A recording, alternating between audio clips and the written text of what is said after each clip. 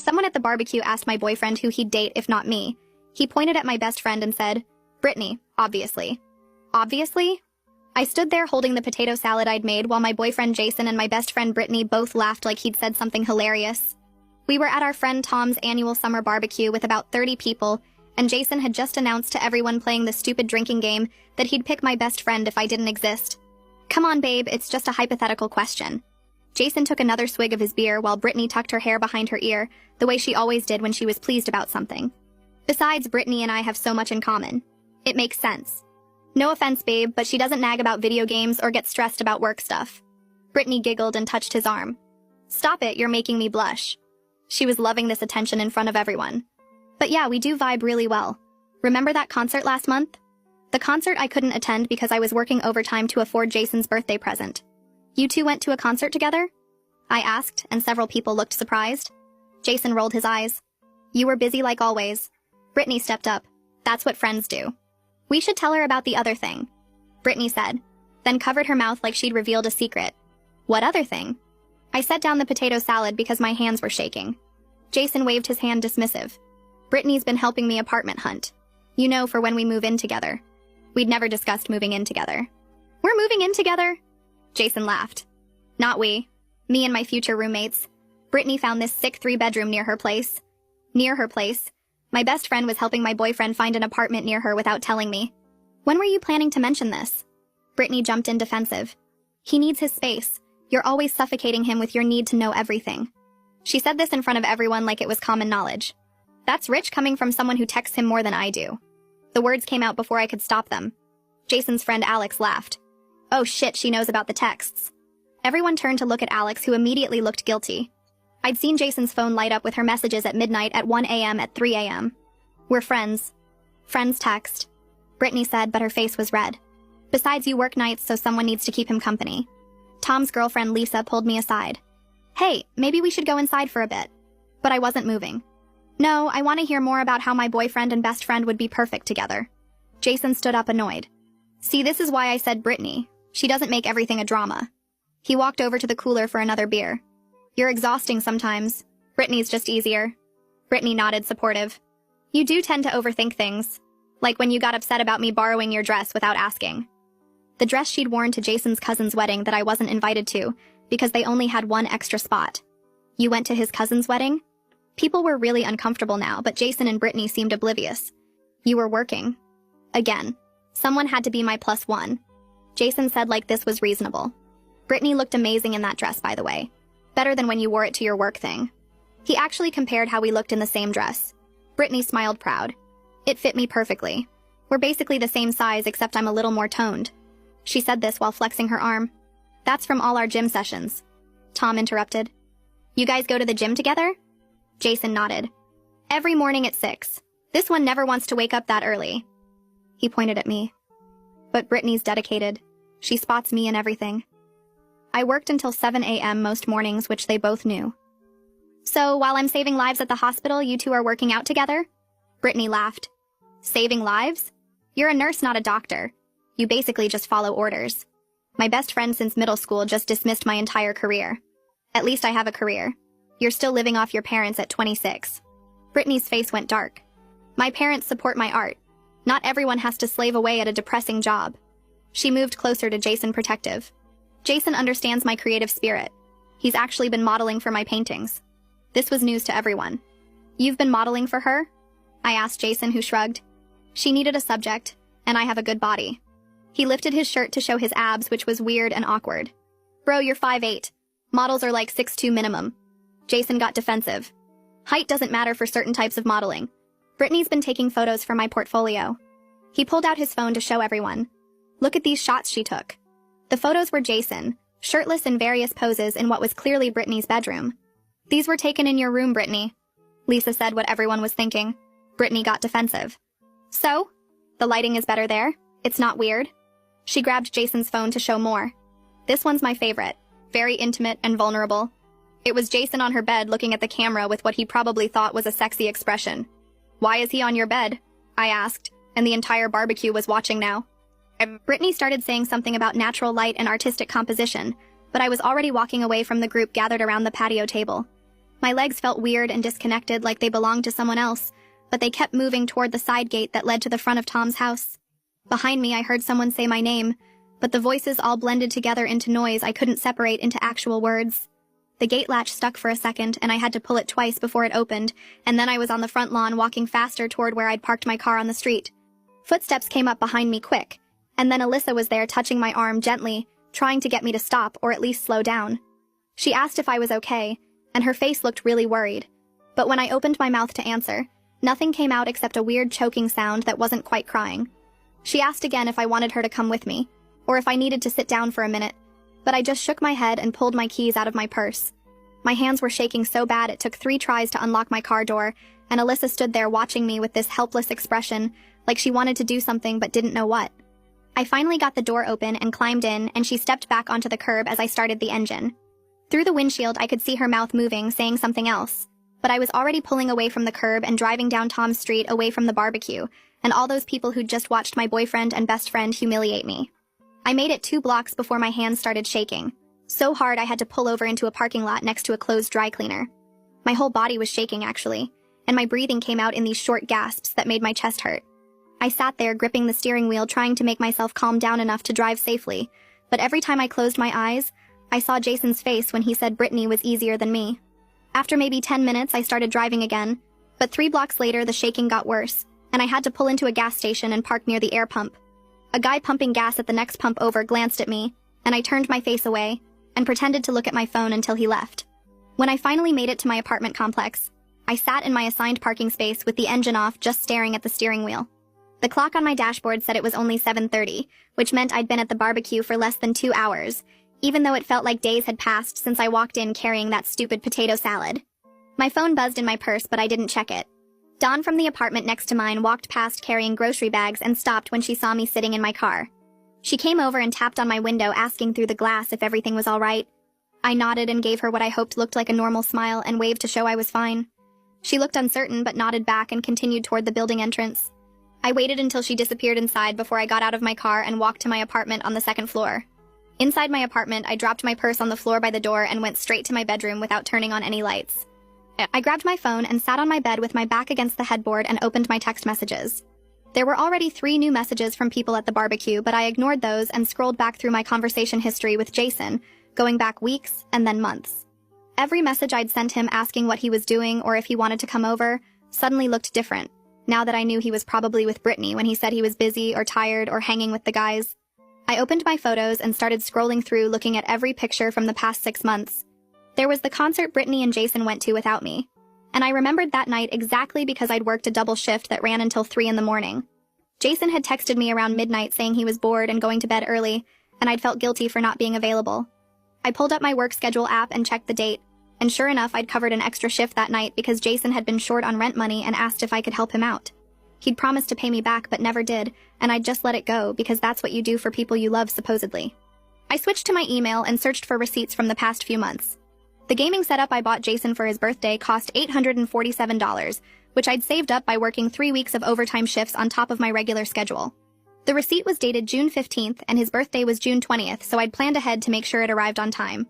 I scrolled through more emails and found confirmation for the concert tickets that Brittany and Jason used, even though I was the one who originally bought them before I realized I had to work that night. I'd told Jason to sell them or give them away, but apparently he gave them to Brittany instead. There were receipts for dinners I'd paid for and movies I'd bought tickets to, and the new phone case Jason wanted because his old one was cracked. I added up the numbers in my head and stopped counting when I got past $1,500, because seeing the total made me feel sick. None of the receipts showed Jason paying me back or contributing anything, and I realized I couldn't remember the last time he'd paid for something when we went out together. My phone lit up with a new text, and I saw Jason's name on the screen. The message asked why I made such a scene and embarrassed him in front of everyone. A second message came through right after saying I was being dramatic about a harmless game question and that I needed to chill out. A third message appeared saying Brittany was upset because I'd made things weird by overreacting to innocent photos. I stared at the messages feeling like I was reading words in a foreign language that didn't make any sense. He was acting like I was the problem for being upset that he'd publicly announced he'd rather date my best friend and then showed everyone intimate photos taken in her bedroom. My hands weren't shaking anymore, but my whole body felt cold and numb, like I was watching everything happen to someone else. I didn't respond to any of Jason's messages and instead put my phone face down on my nightstand. The apartment was completely quiet except for the sound of my neighbor's TV through the wall playing some game show with canned laughter. I sat there on my bed in the dark for a long time before I finally picked up my phone again and called the hospital.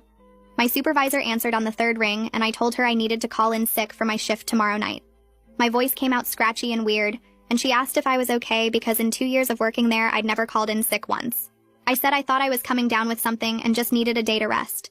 She told me to take care of myself and not to worry about the shift because they'd find coverage. After I hung up, I felt relief mixed with shame because I'd just lied to my supervisor who trusted me, and now someone else would have to cover my shift. But the thought of going to work and pretending everything was normal while my brain kept replaying Jason saying Brittany was easier made my stomach hurt. I set my phone down again and pulled my knees up to my chest and sat there in the dark, listening to the game show laughter from next door. When I woke up the next morning still wearing yesterday's clothes, my phone screen showed 17 new text messages. I rubbed my eyes and started reading through them one by one. Tom had sent 2 messages apologizing for what happened and saying he had no idea things would go that way. Alyssa sent 3 messages asking if I was okay, and if I wanted to talk. 2 people from the barbecue, whose names I barely remembered, sent short messages asking if I was alright. Then there were the other messages from people saying I'd overreacted and made everyone uncomfortable by causing drama. Someone named Jared, who I'd met maybe twice, said it was just a game and I took it too seriously. Another person said Jason was probably drunk and didn't mean anything by it. The worst one was from Kellen, who wrote a whole paragraph defending Jason, saying it was just guy talk and that I was being too sensitive and couldn't take a joke. He said everyone was talking about how I stormed off and made a scene over a hypothetical question that didn't mean anything. I read his message 3 times, feeling my face get hot, because Kellen had been at every hangout for the past year, and I'd considered him a friend. My phone buzzed with a new message while I was still staring at Kellen's text. This one was from Brittany, and it was long enough that I had to scroll to read the whole thing. She wrote that I was ruining her friendship with Jason over nothing, and that I'd always been jealous of her even back in middle school. She said the modeling photos were for her art portfolio, and I was making it weird by sexualizing her work, when it was just about capturing the human form. She wrote that Jason had been telling her for months how stressed and controlling I'd become, and how I never wanted to have fun anymore. She said she'd tried to be supportive of our relationship, but I was clearly too insecure to handle Jason having female friends. The message ended with her saying she hoped I'd get therapy or something, because my behavior at the barbecue was embarrassing for everyone. I read the whole message twice and then put my phone down on my bed and walked to the bathroom. My reflection in the mirror looked terrible with smudged mascara and my hair sticking up weird on one side. I splashed cold water on my face and tried to remember when exactly Brittany had become someone who would send me a message like that. Back in my bedroom, I picked up my phone and started taking screenshots of everything. I screenshotted Jason's text from last night calling me dramatic. I screenshotted the timeline of the concert date matched up with my work schedule showing I'd covered his rent. I screenshotted the receipt for his birthday present. I screenshotted Brittany's long message about me being jealous and insecure.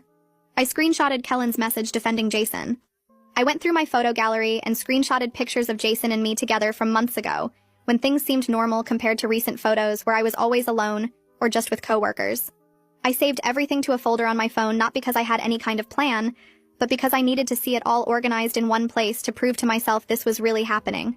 Looking at the evidence laid out like that made it impossible to pretend I was overreacting or being too sensitive. The pattern was clear when you put all the pieces together, showing how I'd been working overtime to support Jason financially, while he spent his free time with Brittany doing things he claimed he was too tired or busy to do with me. My phone rang around 2 in the afternoon and Cyrus's name appeared on the screen. I almost didn't answer, but then figured he'd just keep calling until I picked up. His first words were asking what the hell happened because Mom had called him saying something was wrong and I wasn't answering her messages. I hadn't even noticed Mom had texted me. I started explaining about the barbecue and Jason's answer to the game question, but my voice kept breaking and I had to stop and start over. Cyrus stayed quiet while I told him everything, including the concert and the apartment hunting and the modeling photos in Brittany's bedroom. When I finished, he was silent for a long moment, and then he said he was going to go over to Jason's place right now and make him regret being born. I told him not to do that even though part of me wanted him to. He argued that Jason deserved to get his ass kicked for treating me like that in front of everyone, but I said I needed to figure out what I wanted to do first, before anyone confronted Jason. Cyrus finally agreed, but said if I changed my mind, he was ready whenever I needed him. After we hung up, I felt slightly better, knowing at least someone was completely on my side without any questions or doubts about whether I'd overreacted. I spent most of Sunday going through every social media account blocking anyone connected to Jason or Brittany, because I needed them completely out of my life. My phone buzzed around 6 in the evening with a knock at my door that made my stomach drop. I looked through the peephole and saw Jason standing there holding a pizza box like he was just stopping by for a casual visit. He knocked again and called out asking if I was home because he could see my car in the parking lot. I opened the door just enough to block the entrance and asked what he wanted. He held up the pizza box with this confused smile like I should be happy to see him, and asked if I was done throwing my tantrum because we could go back to normal now and he was hungry, so what was for dinner? The pizza wasn't even the kind I liked. It was the meat lover special he always ordered, even though I told him 100 times I didn't eat that much red meat. I told him we were done, and I wanted him to leave, which seemed to genuinely shock him based on how his face changed. He actually laughed and said I was overreacting to a stupid party game, and that Brittany was just his friend, and I was being controlling by having a problem with their friendship. He tried to push past me into the apartment, but I held the door firm and repeated that we were done, and he needed to leave. Jason set the pizza box down on the hallway floor and started listing all the reasons I was wrong about the situation. He said the concert was just two friends hanging out, and the apartment hunting was him trying to be independent, and the gym sessions were about fitness goals, and the modeling photos were about Brittany's art career. He made it sound like I was inventing problems that didn't exist, and that any reasonable person would understand his friendship with Brittany was completely normal. I asked him if he thought it was normal to tell 30 people at a party that he'd obviously date my best friend if I didn't exist. Jason rolled his eyes and said it was a hypothetical question in a drinking game, and I was making it into this huge thing when everyone else thought it was funny. He kept saying I would change my mind once I calmed down, and that I always got emotional about stuff and then felt stupid later. He reached out to hug me like that would fix everything, and I physically pushed his hands away from me. His whole expression changed from confused to angry in about 2 seconds. He called me crazy and said I was acting insane over nothing, and that this was exactly why he said Brittany was easier because she didn't make everything a federal case. He grabbed the pizza box off the floor and told me to call him when I was ready to apologize for being dramatic, and then he walked down the hallway toward the stairs. I closed the door and locked it and stood there shaking for probably 10 minutes.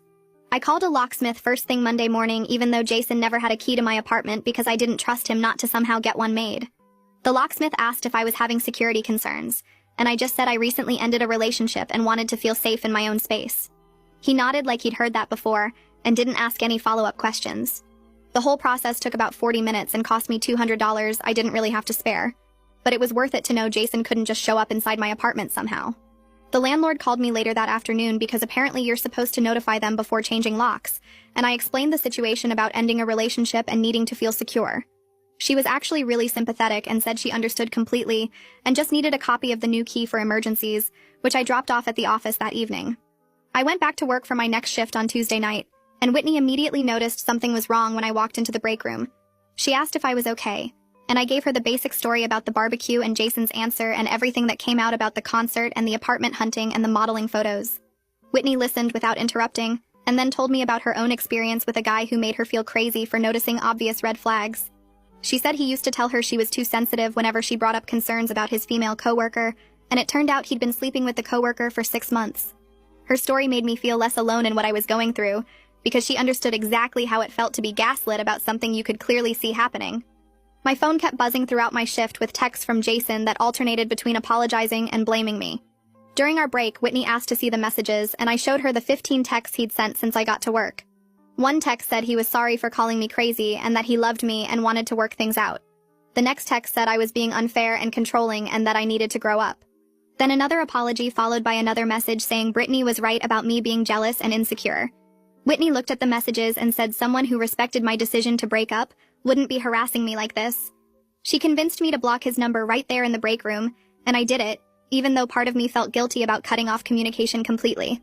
Tom texted me Wednesday morning to apologize for the barbecue situation and said he had no idea Jason and Brittany were spending that much time together. He mentioned that several people at the party felt uncomfortable with how Jason answered that question, and that Lisa was really upset about the whole thing. Tom said he valued our friendship and didn't want me to feel like I couldn't come to future gatherings because of what happened. His message actually made me feel a little better, because at least some people recognized how messed up the situation was. Alyssa reached out Thursday asking if I wanted to get coffee, and when we met up on Friday afternoon, she told me she'd been noticing weird vibes between Jason and Brittany for months. She said she almost said something several times, but didn't want to start drama if she was wrong about what she was seeing. Alyssa described moments at group hangouts where Jason and Brittany would have inside jokes or touch each other's arms or disappear together for cigarette breaks even though neither of them smoked. She said there was this energy between them that felt off, but she couldn't quite put her finger on what was wrong until the barbecue made everything obvious. Through our conversation, Alyssa mentioned that Jason and Brittany had been hanging out at Tom's place together when I was at work, and that multiple people in our friend group noticed but nobody told me. She said there were at least 4 or 5 occasions over the past 2 months where they showed up together to Tom's house for game nights or movie watching, and acted like a couple even though they insisted they were just friends. The betrayal suddenly extended beyond just Jason and Brittany to all these people who watched it happen and said nothing. Alyssa apologized for not speaking up sooner, but I told her I understood why she didn't, because it's hard to know if you should get involved in other people's relationships. Still, it hurt knowing that so many people saw what was happening and let me stay in the dark. Tom called me Saturday morning sounding guilty and said he needed to tell me something. He explained that Jason had been telling people I was too focused on work and never wanted to have fun anymore, and basically painting himself as the victim in our relationship. Tom said that's why some mutual friends seemed to think I overreacted at the barbecue, because Jason had been setting up this narrative for weeks that I was the problem girlfriend who didn't appreciate him. Apparently Jason complained constantly about how I worked too much and stressed about money and didn't want to do spontaneous things, and made him feel bad for playing video games. Tom apologized for not recognizing it as manipulation at the time and said he felt terrible that he'd believed Jason's version of events without questioning it. I realized Tom was right about how Jason had set up this whole narrative where I was the bad guy who worked too much and didn't appreciate him. The manipulation had been happening for months while I was busy saving lives at the hospital, and he was busy painting himself as some kind of victim to everyone who would listen. I spent the next few days trying to process everything while avoiding my phone, because I knew more people from the barbecue would have opinions about what happened. On Wednesday morning, I woke up to a notification that Brittany had tagged me in an Instagram post. I opened it and saw photos of her and Jason on some hiking trail with mountains in the background. They were both smiling and sweaty in athletic gear, and one photo showed them sitting close together on a rock overlooking a valley. The caption read, "Real friends show up when it matters most," with a bunch of heart and hiking boot emojis. I checked the date stamp and realized the photos were from Monday, which was only 2 days after Jason had shown up at my apartment begging me to take him back. They had planned this hiking trip while he was still texting me about how much he missed me and wanted to work things out. I felt sick looking at those photos because it confirmed what I already suspected. Jason wasn't actually trying to get me back. He was just keeping me as an option while he figured out if things with Brittany would work. The hiking trip proved they were already acting like a couple even if they weren't calling it that yet. I took screenshots of everything including the timestamps and captions because some part of me needed evidence that I wasn't crazy for feeling betrayed. My mom showed up at my apartment Friday afternoon with 2 grocery bags full of food and a container of her homemade lasagna. She didn't ask about Jason or the breakup or anything that happened. She just started putting groceries away in my kitchen and told me she was staying for the weekend. I tried to tell her I was fine and she didn't need to babysit me, but she ignored me and kept organizing my refrigerator. She brought comfort food and fresh vegetables and ingredients for breakfast, and basically made sure I had real meals instead of whatever random stuff I'd been eating. Having her there helped more than I expected because she didn't push me to talk about my feelings or analyze what went wrong. She just made sure I ate proper food and had clean laundry and wasn't sitting alone in my apartment spiraling. Saturday morning, I was drinking coffee with my mom when she mentioned that she never really liked Jason. I asked her why she never said anything, and she told me it wasn't her place to criticize my relationship unless I asked for her opinion. But now that it was over, she wanted me to know that she thought Jason took advantage of my work schedule. She said he seemed like the type of guy who wanted a girlfriend when it was convenient, but complained when he actually had to consider someone else's needs. She pointed out that I was always working extra shifts to help him with rent, or buy him expensive presents while he never seemed to appreciate any of it. She said I deserved someone who bragged about having a nurse girlfriend instead of complaining to mutual friends about how much I worked. Hearing my mom say these things made me realize how obvious the problems were to people outside the relationship. Jason had been showing everyone who he really was for months, but I was too busy trying to make things work to notice. My mom told me she was relieved I ended things because she was worried I would waste years trying to fix someone who didn't want to be better. She said the right person would be proud of my career and understand that saving lives was more important than being available for gym sessions at 6 in the morning. Sunday afternoon, after my mom left, I decided to go through my apartment and remove everything that reminded me of Jason. I started with the photos on my walls and nightstand and threw them all in a garbage bag. Then I found the birthday cards he'd given me and the stupid stuffed animal he won at a carnival and the t-shirt he left at my place that I used to sleep in. I pulled everything out of drawers and closets and off shelves until I had a pile of Jason-related items in my living room. The gaming setup I bought him for his birthday was still sitting in the corner because he never bothered to pick it up after the breakup. I texted Cyrus and asked if he could help me get rid of everything. Cyrus showed up an hour later with his truck, and we loaded everything into the back. He suggested we could have a dramatic bonfire or throw it all in a dumpster, but I told him I just wanted to donate most of it. We drove to a donation center and dropped off bags of clothes and the gaming equipment and anything else that was still usable. Cyrus kept making jokes about Jason's stuff going to someone who would actually appreciate it, and that made me feel a little better. Getting rid of everything was easier than I thought it would be. I expected to feel sad or nostalgic, but mostly I just felt lighter, like I was finally clearing out space in my life for something better. Tuesday evening, I was scrolling through Instagram when a message notification popped up from Jason. He'd found a way to contact me even though I had him blocked on everything else. The message said he wanted to meet up and talk things through properly. He wrote that he missed me, and that what he had with Brittany wasn't romantic. He claimed they were just compatible as friends in ways we weren't, and that I was misunderstanding their relationship. He said he realized he made mistakes at the barbecue and wanted a chance to explain everything in person.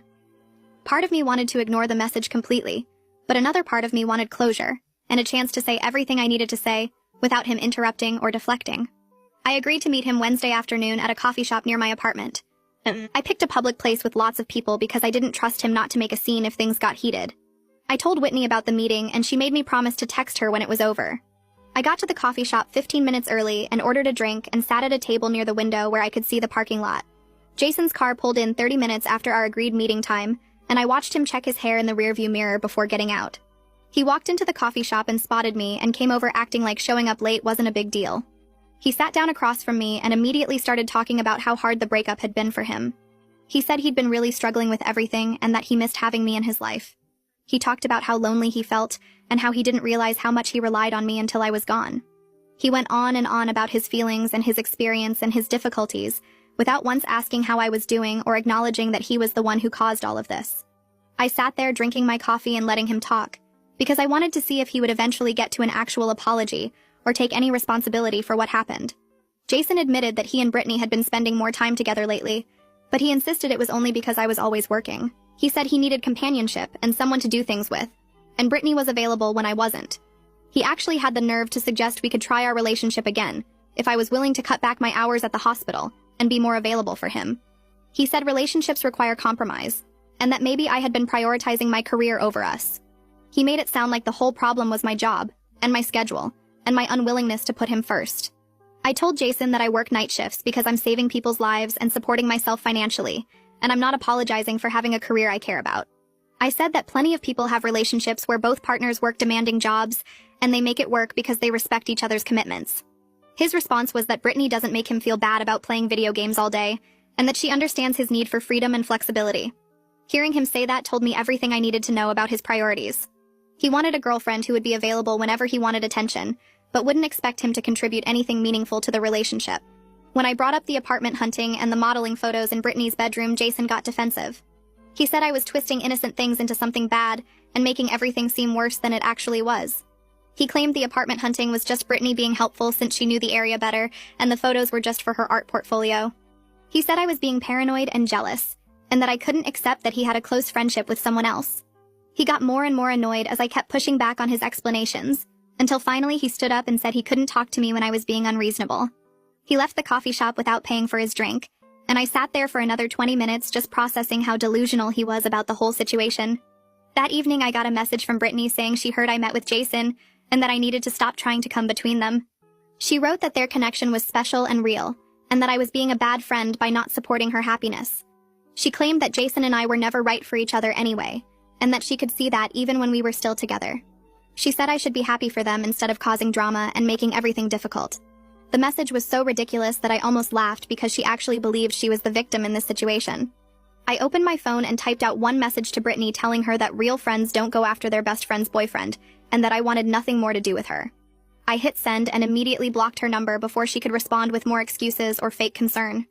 Then I went through Instagram, Facebook, Snapchat, and every other app, blocking her on all of them so she couldn't reach me anymore. It felt good to cut that connection completely, instead of leaving any door open for her to keep inserting herself into my life. Whitney texted me the next day asking if I wanted to grab dinner with some of her friends from her apartment complex, and I almost said no out of habit. But then I realized I'd been turning down invitations like this for months, because Jason always wanted me available on my nights off. I told Whitney yes and showed up at this Thai place near her building, where she introduced me to 3 women who all worked different jobs and had their own lives going on. They were friendly and asked normal questions about my nursing work, and nobody knew anything about my drama with Jason and Brittany. We talked about a new show everyone was watching and someone's terrible date last week, and it felt so refreshing to just be a regular person having dinner, instead of always being on edge about what Jason might say or do. One of Whitney's friends mentioned a hiking group that met on weekends and asked if I'd want to join sometime, and I realized how isolated I'd become in Jason's world, where everything revolved around his friends and his schedule. I started picking up extra shifts at the hospital partly because I needed the distraction from thinking about everything, and partly because my savings account was basically empty after covering Jason's expenses for months. He'd always been short on rent, or needed money for something, and I just paid it without really keeping track because that's what you do in a relationship. My supervisor noticed I was taking every available shift and pulled me aside during a break to ask if everything was okay at home. I told her I'd recently ended a relationship and was keeping busy, and she nodded like she understood. Then she mentioned that the hospital was starting a leadership training program for nurses interested in charge positions, and that she thought I'd be a good fit if I wanted to apply. The program came with a small raise and better scheduling options, and I told her I'd think about it even though I was already mentally filling out the application. Tom texted me a few days later saying he was having a small game night at his place, and wanted me to know I was invited, and that Jason definitely wouldn't be there. He said he valued our friendship independent of Jason, and didn't want me to feel like I had to disappear from the friend group just because of what happened. I appreciated that he was being direct about it instead of doing that awkward thing where people avoid mentioning the situation entirely. I showed up to Tom's game night feeling nervous about who else would be there, but it ended up being just Tom, Alyssa, and 2 other people I knew from previous gatherings.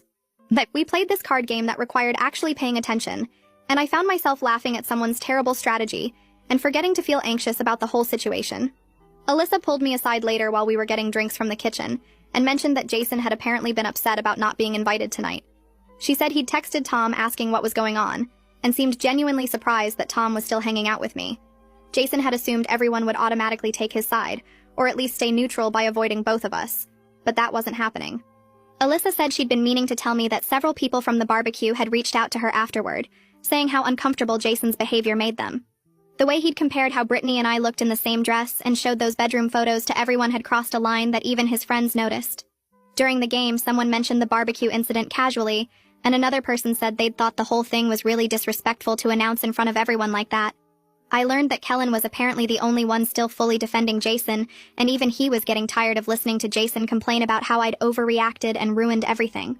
Tom said Jason had been texting him constantly trying to get validation that he hadn't done anything wrong and that Brittany was just his friend.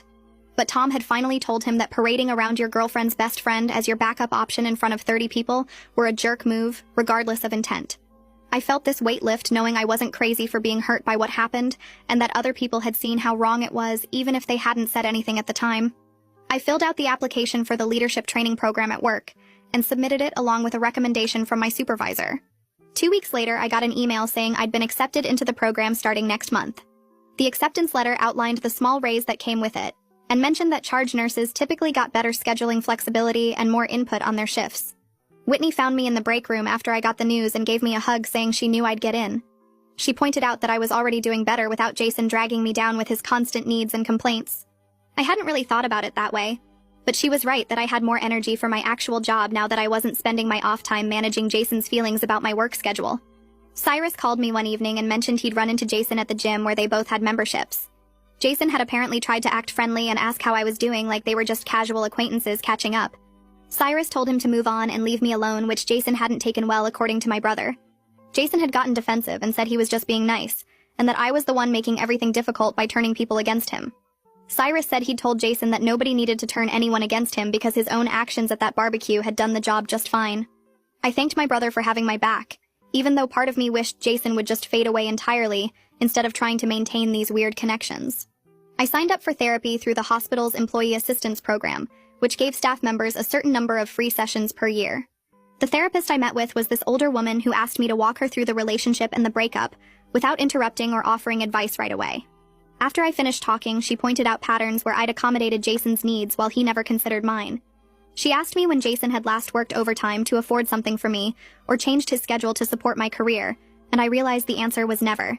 He'd expected me to organize my entire life around his availability, while treating my nursing job like an annoying hobby that got in the way of his fun. The therapist said recognizing these patterns now would help me avoid similar dynamics in future relationships, and that the work we'd do together would focus on rebuilding my sense of what I deserved from a partner. About 6 weeks after the barbecue, Alyssa texted me a heads up that Jason and Brittany had just made their relationship Instagram official. She wanted me to hear it from her before I stumbled across it myself, which I appreciated, even though seeing it still felt like a punch to the stomach. They'd posted this photo of themselves at some outdoor festival, looking happy and couple-like, with a caption about finding your person when you least expect it. The comments were full of people saying they made a cute couple and asking how long they'd been together.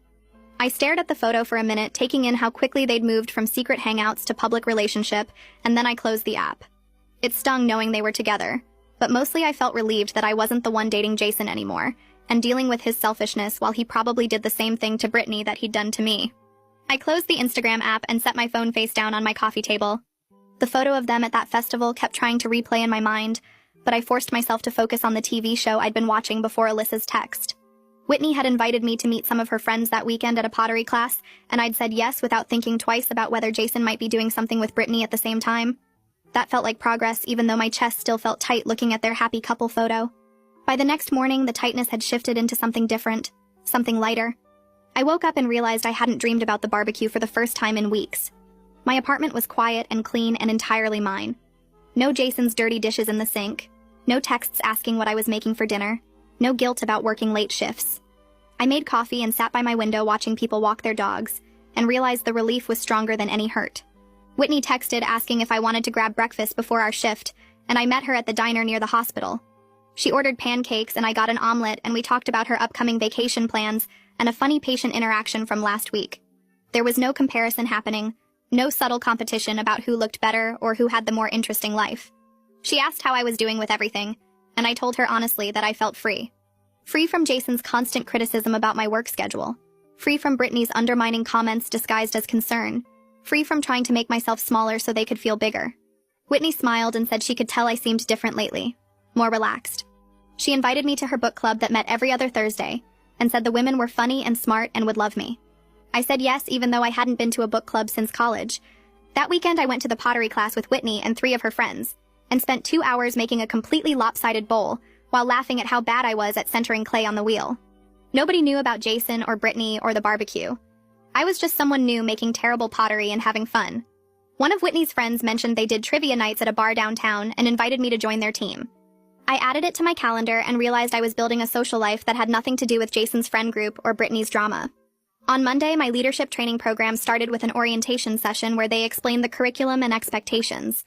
12 nurses from different departments sat around a conference table and introduced themselves. I was nervous at first, thinking maybe I wasn't qualified enough or experienced enough, but the program director emphasized that they'd selected people who showed natural leadership qualities in their daily work. The first module focused on mentoring newer nurses and handling complex patient situations. We did role-playing exercises where I had to guide a hypothetical new hire through a difficult family interaction. My supervisor, who was observing the session, pulled me aside during the break and said I had a natural ability to explain things clearly while staying calm under pressure. She said that was exactly the kind of skill they needed in charge nurses. Over the next few weeks, I discovered I actually enjoyed teaching newer staff members. There was a nursing student on my floor who was struggling with time management, and I spent extra time showing her how I organized my patient rounds. She told me later that my advice had helped her feel less overwhelmed. Another nurse who was new to night shifts asked me how I stayed alert during the 3 a.m. slump, and I shared all my tricks. Helping them succeed made me feel competent and valued in ways Jason's dismissive comments about my job never had. He'd always acted like nursing was just following orders, but the leadership training showed me how much skill and judgment went into patient care decisions. Tom called me one evening and asked if he could stop by for a few minutes. He showed up with coffee, and we sat in my living room while he apologized for not speaking up sooner about Jason and Brittany's behavior. He said he felt guilty for hosting the barbecue where everything came out so publicly. I told him it wasn't his fault. And honestly, I was glad it happened at the barbecue because otherwise I might have wasted more time not knowing. Tom shifted uncomfortably and said he needed to tell me something. He'd been hanging out with Jason recently, and their relationship was already having problems. Apparently, they fought constantly because they were both used to being catered to, and neither wanted to compromise. Jason wanted Brittany to cook for him like I used to, and Brittany wanted Jason to be more spontaneous and adventurous. Tom said he felt bad for thinking they'd be good together based on their surface compatibility. He realized now that having things in common didn't mean they'd actually work as partners. I thanked him for telling me, but said I wasn't surprised. 2 selfish people dating each other usually ended up with both of them disappointed. The next week, I was at the grocery store picking up ingredients for meal prep when I turned down the cereal aisle and saw Jason and Brittany standing by the granola section. My stomach dropped for a second, but I kept pushing my cart forward. Brittany noticed me first, and her whole body tensed. She grabbed Jason's arm and said something I couldn't hear. Jason turned and made eye contact with me. I nodded politely and kept walking toward the checkout. Jason took a step forward like he wanted to stop and talk, but Brittany pulled him back toward their cart. I heard her voice getting higher and annoyed as I walked away. The whole interaction lasted maybe 10 seconds, and I felt fine. No racing heart, no shaking hands, just a brief, awkward moment that passed. I loaded my groceries into my car and drove home thinking about what I needed to accomplish that week. Alyssa met me for lunch a few days later and mentioned that Brittany had been complaining to mutual friends about Jason. Apparently he played video games constantly and never wanted to go out or do anything interesting. Brittany had thought dating Jason would be fun and easy, but the reality was he expected her to handle everything while he sat on the couch. Alyssa said it was ironic since that was supposedly what made them so compatible, the fact that Brittany didn't nag him about video games. Turns out not nagging someone about their behavior and actually living with that behavior were two very different things. I finished my leadership training program 2 months after it started, and my supervisor called me into her office. She offered me a promotion to charge nurse position with better pay and more regular hours. She said I'd shown remarkable growth and resilience over the past couple months. My performance reviews had always been good, but something had shifted recently, and she could see I was more confident in my clinical decisions. I accepted the promotion and felt genuinely proud of myself. This was something I'd earned through my own work, not something I'd achieved while managing Jason's needs or dealing with Brittany's competition. Whitney organized a happy hour to celebrate and invited several nurses from our floor. We went to a wine bar downtown, and they all congratulated me and asked questions about the charge nurse role. Whitney pulled me aside at one point and said her cousin was visiting from out of state next weekend and asked if I'd be interested in meeting him for coffee. She emphasized it was super casual and no pressure. Just thought we might get along. I agreed even though the idea of dating felt strange. We met at a coffee shop on Saturday afternoon, and her cousin turned out to be a high school teacher who liked hiking and cooking. The conversation was easy and pleasant, but I didn't feel any romantic spark. He seemed like a genuinely nice person, and we talked for over an hour about our jobs and families. When we said goodbye, he mentioned he'd be in town again in a few months and maybe we could hang out again. I told him that would be nice. The whole experience felt good even without a romantic connection. I'd had a nice conversation with someone new and proven to myself that I could do this when I was ready. I wasn't ready yet, but I was open to possibilities. Cyrus and Pearl took me out to dinner that weekend to celebrate my promotion. We went to my favorite Italian restaurant and they ordered champagne even though I protested that it wasn't that big of a deal. Pearl raised her glass and said she was proud of how I'd handled everything over the past few months. She could see I was genuinely happier now, not just pretending to be okay. Cyrus agreed and said I seemed more like myself than I had in the entire time I'd been dating Jason. He admitted he'd never liked Jason but hadn't wanted to interfere in my relationship. Now he was glad he didn't have to watch me shrink myself anymore to accommodate someone who didn't appreciate me. We spent the rest of dinner talking about their upcoming anniversary trip and my mom's plans to redecorate her kitchen. I realized how much stronger my family relationships had become since I wasn't constantly stressed about Jason's needs or defending his behavior. I'd been so focused on managing his feelings that I'd pulled away from people who actually cared about me. With my promotion raise and the savings I'd rebuilt, I started looking at apartments closer to the hospital. My current place was fine, but it was where I'd lived during my relationship with Jason, and I wanted something completely fresh. I found a 1-bedroom in a newer building just 15 minutes from work. The rent was slightly higher, but my new salary covered it easily. The apartment had big windows and updated appliances, and most importantly, 0 memories of Jason. I signed the lease and spent the following weekend moving with help from Cyrus and Whitney. Pearl brought over a housewarming gift, a set of nice kitchen knives she said every good cook needed. I decorated the space exactly how I wanted with plants and artwork and furniture arrangements that made sense to me. Nobody questioned my choices or suggested I was overthinking the layout. The apartment was entirely mine, and walking into it each day felt like breathing easier. Alyssa started texting me more after my move, just little check-ins about how the unpacking was going or asking if I wanted to grab coffee. At first I thought she was being polite because of the whole Tom connection, but after our 3rd coffee date I realized she actually wanted to be friends. We met at a place near my new apartment and she brought me a succulent plant as a housewarming gift. She looked uncomfortable when we sat down with our drinks. She said she needed to tell me something that had been bothering her for months. She'd noticed Jason and Brittany acting weird together way back in April, maybe even March. The way they'd sit too close at group hangouts or how Brittany would touch his arm constantly. She'd seen them leave Tom's place together a few times when I was working, and it never sat right with her. She felt terrible for not saying anything sooner, but she didn't want to cause problems if she was reading too much into it. She kept second-guessing herself because Jason was my boyfriend and Brittany was my best friend, so surely they wouldn't actually be doing anything wrong. By the time the barbecue happened and Jason said that stuff out loud, she realized she should have trusted her gut and told me months earlier. I set down my coffee and told her she didn't need to feel guilty about any of it. Managing my relationship wasn't her job, and I was grateful she'd been supportive since everything came out. We talked for almost 2 hours about how women get put in these impossible positions around other people's relationship problems. If you say something, you're accused of stirring up drama or being jealous. If you don't say anything and it turns out to be true, you feel guilty for not warning your friend. Alyssa said she'd been in a similar situation years ago, where she knew her roommate's boyfriend was cheating but didn't say anything because she wasn't completely sure. When it all came out, her roommate was mad at her for not speaking up. There's no winning in those situations. I told her I didn't blame anyone except Jason and Brittany for their choices. Other people noticing weird behavior didn't make them responsible for what Jason and Brittany chose to do behind my back. Alyssa looked relieved when I said that. We made plans to meet up again the following week, and it felt good to have a friendship that existed outside of the whole Jason drama. Whitney mentioned at work that she'd run into Tom at the grocery store, and he'd told her some news about Jason. Apparently, Jason got fired from his job about 2 weeks ago for attendance issues. He'd been showing up late constantly and calling in sick too often. Whitney heard through Tom that Brittany was pretty upset about it because now she was covering most of their expenses, while Jason spent his days playing video games. The apartment hunting near her place that seemed so exciting wasn't quite as fun now that she was the one working while he sat around. Tom said Brittany had complained to him that Jason was supposed to be looking for new jobs, but instead he was gaming until 3 in the morning and sleeping until noon. She'd thought dating Jason would be easy and fun compared to how I supposedly made everything difficult. Turns out actually being in a relationship with him came with all the same problems I'd dealt with, except now she couldn't complain to me about it. I felt absolutely nothing hearing about Jason losing his job, except maybe a small bit of satisfaction that Brittany was experiencing what I went through. She got to find out firsthand what it was like to be the responsible one while Jason coasted along doing whatever he wanted. But mostly I was focused on my own life and how much better everything had become. I had a job I loved with a recent promotion and raise. I had a new apartment that felt like mine with no bad memories attached to it. I had real friends like Whitney and Alyssa who actually supported me instead of competing with me or putting me down. Jason's employment status didn't affect me anymore, and that realization felt powerful. 3 months ago, I would have been worried about him or felt guilty for not helping somehow. Now I just didn't care what he did with his life as long as it didn't involve me. Whitney suggested we plan a weekend trip to the beach with some of her friends from her book club. She said they were all really cool and I'd like them. We picked a weekend in late September and booked a beach house that could fit 6 people. As we planned what to bring and looked at the restaurant options near the beach, I realized I was actually excited about social plans instead of anxious.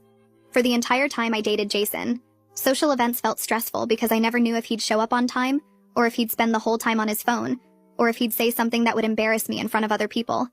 I'd spent so much energy managing his moods and trying to make sure he had a good time that I never actually enjoyed myself. Now I was building a life based on what I enjoyed, rather than accommodating someone else's needs. The beach trip was about spending time with people who made me feel good, instead of people who made me feel small. Whitney's friends didn't know anything about my Jason drama, and I liked that I could just be myself around them without any history hanging over everything. A code blue got called during my shift on a Tuesday night, and I responded along with 2 doctors and another nurse. The patient had crashed suddenly, and we had maybe minutes to stabilize him. I'd handled plenty of emergencies before, but this one was particularly complicated because the patient had multiple conditions that made standard protocols risky. I suggested an alternative approach I'd learned in my leadership training, and one of the doctors agreed it was worth trying. We worked together for almost 40 minutes, and managed to stabilize the patient enough to get him to intensive care. Afterward, the doctor pulled me aside and said my quick thinking probably saved that patient's life. She was going to mention my performance to the hospital administration. The next day, my supervisor called me into her office and said she'd received multiple reports about how well I'd handled the crisis. My confidence in my professional abilities had grown so much over the past few months without Jason's constant dismissive comments about my job. He used to act like being a nurse was just following orders and not a real career. Now I was recognized for my skills and decision-making by actual doctors. I'd always been good at my job, but I'd let Jason make me doubt myself. Without his voice in my head telling me I was overreacting or overthinking everything, I could trust my own judgment again. I stopped at a coffee shop near the hospital before my shift one evening and ran into Kellen waiting in line. He looked uncomfortable when he saw me and I almost left, but he called my name. He said he wanted to apologize for what he'd said at the barbecue about me overreacting. He told me he didn't know the full situation back then, and he felt like a jerk for defending Jason. He'd been hanging out with Jason and Brittany a few times since they got together, and he said they fight constantly. Jason complains that Brittany is too demanding and always wants to do stuff instead of just relaxing. Kellen said it was ironic because Jason used to complain I was too demanding for wanting to know his plans or expecting him to contribute to rent on time. Apparently Jason complains about whoever he's dating regardless of what they actually do. Kellen said he'd started to realize Jason just doesn't want to put effort into relationships and blames other people when they expect basic consideration. He asked how I was doing and seemed genuinely interested in the answer. I told him I was doing really well, actually. Better than I'd been in a long time. He said he was glad and that he hoped we could still be friendly when we ran into each other. I appreciated the apology even though I didn't need it to move on. Tom texted me about 3 months after the barbecue to invite me to his birthday party. He said it would be at his place with about 20 people, and he wanted me to know I was welcome. He mentioned Jason and Brittany would probably show up, but he didn't want that to stop me from coming if I wanted to. I thought about it for maybe 5 minutes before texting back that I'd be there. I realized I had zero anxiety about potentially seeing Jason. I wasn't worried about what he'd think or what he'd say or whether it would be awkward. I just didn't care enough about his opinion to let it affect my choices anymore. The party was on a Saturday night, and I showed up right on time with a bottle of wine for Tom. Alyssa was already there, and she gave me a hug and introduced me to a few people I didn't know. Whitney came a bit later with her boyfriend, and we hung out by the snack table catching up. About an hour into the party, Jason and Brittany showed up together. Jason saw me across the room, and his face did this weird thing like he wasn't sure if he should come over or not. Brittany grabbed his arm and pulled him toward the kitchen away from where I was standing. I watched them for maybe 2 seconds before turning back to my conversation with Whitney about the beach trip. They stayed for less than an hour before leaving early after what looked like an argument near the door. Brittany had her arms crossed, and Jason kept gesturing with his hands like he was trying to explain something. They left without saying goodbye to most people, including Tom, whose birthday it was. I stayed until almost midnight, having a great time with friends who actually wanted to be there. I realized sometime during that week after Tom's party that I'd stopped checking social media for updates about Jason and Brittany. I used to look at their profiles more than I wanted to admit, torturing myself with photos of them together or reading into their posts. But I genuinely couldn't remember the last time I'd looked. I didn't care what they were doing anymore. My life was full of work I loved, where I was respected and valued. I had real friendships with people like Whitney and Alyssa who supported me without any weird competition or judgment. I had plans for my future that didn't involve anyone who didn't respect me. I was saving money for a trip to Europe next summer. I was taking a painting class on Thursday evenings just because it sounded fun. I was reading books I actually wanted to read instead of whatever Jason thought I should read. I was cooking meals I liked instead of constantly accommodating his preferences. Every part of my life felt like mine again in a way it hadn't for the entire 2 years I dated Jason. The difference was so obvious now that I wondered how I'd lived that way for so long. But I'd learned what I wouldn't accept anymore, and that knowledge felt more valuable than anything else I'd gained. Alyssa and I were leaving Tom's party together since we'd both parked on the same street. She mentioned how different I seemed from 3 months ago at the barbecue. She said I looked more confident and relaxed, like I wasn't carrying around stress all the time. I told her I felt like myself again, maybe even better than before. I'd learned what I wouldn't accept anymore in relationships and friendships. I knew what real support looked like versus people who just kept me around to feel better about themselves. I understood that being alone was better than being with someone who made me feel small. Those lessons were worth everything I went through with Jason and Brittany. The humiliation at the barbecue had been awful in the moment, but it forced me to see what I'd been ignoring for months. Sometimes you need everything to fall apart publicly before you can rebuild privately. Alyssa hugged me before we got to our cars and said she was proud of how I'd handled everything. I drove home to my apartment with the windows down and music playing, feeling completely at peace with where my life was heading.